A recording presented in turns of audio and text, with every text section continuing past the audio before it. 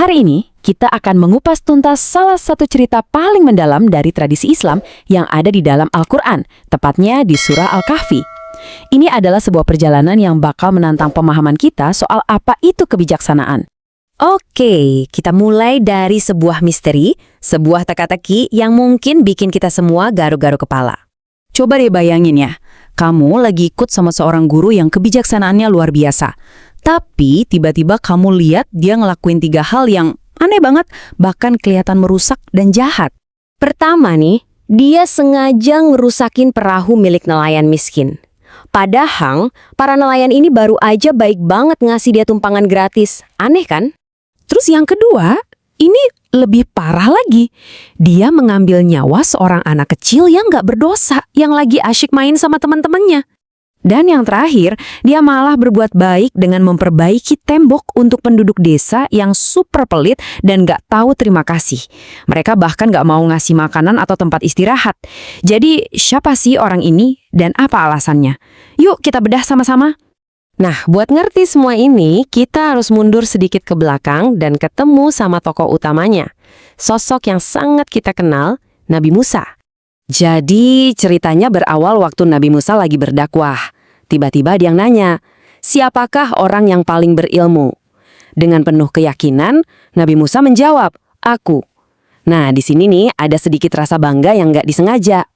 Allah pun dengan lembut menegur Musa, memberitahu kalau ada hambanya yang lain di pertemuan 2 lautan yang punya jenis ilmu yang berbeda. Ilmu yang langsung datang dari sisinya. Dan Musa diperintahkan untuk pergi mencari orang itu. Nah, orang bijak yang dimaksud ini namanya Khidir. Dia ini juga seorang nabi. Tapi penting nih buat kita tahu bedanya nabi sama rasul. Gampangnya gini, setiap rasul itu pasti nabi. Tapi nggak semua nabi itu rasul. Menurut tradisi Islam, ada sekitar 124.000 nabi yang pernah diutus sepanjang sejarah. Poin terpenting di sini adalah Musa, seorang nabi dan rasul yang agung, diperintahkan untuk belajar dari seorang nabi lain. Ini pelajaran kerendahan hati yang luar biasa kan? Singkat cerita, setelah perjalanan yang panjang, akhirnya Nabi Musa ketemu sama Khidir. Dia langsung minta izin buat jadi muridnya. Tapi, Khidir ngasih peringatan keras. Khidir bilang, kamu nggak akan sanggup sabar bareng saya. Gimana kamu bisa sabar sama sesuatu yang ilmunya nggak kamu kuasai? Wah, Khidir udah tahu nih kalau Musa, dengan logikanya tentang hukum dan keadilan, bakal susah nerima tindakan-tindakan yang kelihatannya aneh. Tapi Musa bersikeras, dia janji bakal sabar. Akhirnya mereka berangkat bareng dengan satu syarat yang super ketat. Musa nggak boleh nanya apa-apa sampai Khidir sendiri yang jelasin. Titik. Dan janji tinggal janji. Kesabaran Musa langsung diuji habis-habisan. 3 kali, dia gagal total menepati janjinya untuk tetap diam. Begitu Khidir ngerusakin perahu, Musa langsung gak tahan. Dia lupa sama janjinya dan protes, loh kok dilobangi? Mau menenggelamkan penumpangnya ya? Ini perbuatan yang salah besar. Terus pas Khidir membunuh anak kecil itu, Musa makin kaget dan ngeri. Dia protes lagi, kenapa kamu bunuh jiwa yang suci? Ini benar-benar perbuatan yang sangat-sangat mungkar. Dan puncaknya, setelah mereka diusir sama penduduk desa, Khidir malah ngebenerin tembok mereka gratisan. Musa yang udah capek dan lapar akhirnya protes buat ketiga kalinya. Kalau mau kan bisa minta upah. Nah, protes ketiga inilah yang jadi akhir dari perjalanan mereka berdua. Disinilah momen puncaknya. Waktu mereka mau pisah, Khidir akhirnya buka suara. Dia jelasin semua kebijaksanaan di balik setiap tindakannya. Dan ini nunjukin banget perbedaan besar antara apa yang kelihatan di mata dengan kebenaran yang sesungguhnya.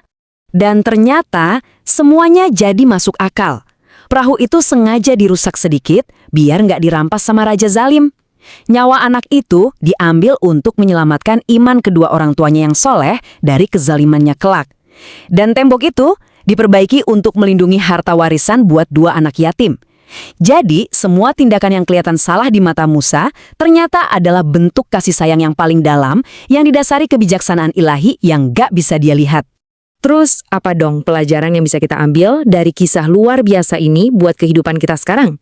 Cerita ini benar-benar ngingetin kita tentang pentingnya sabar dan rendah hati, terutama pas kita lagi belajar.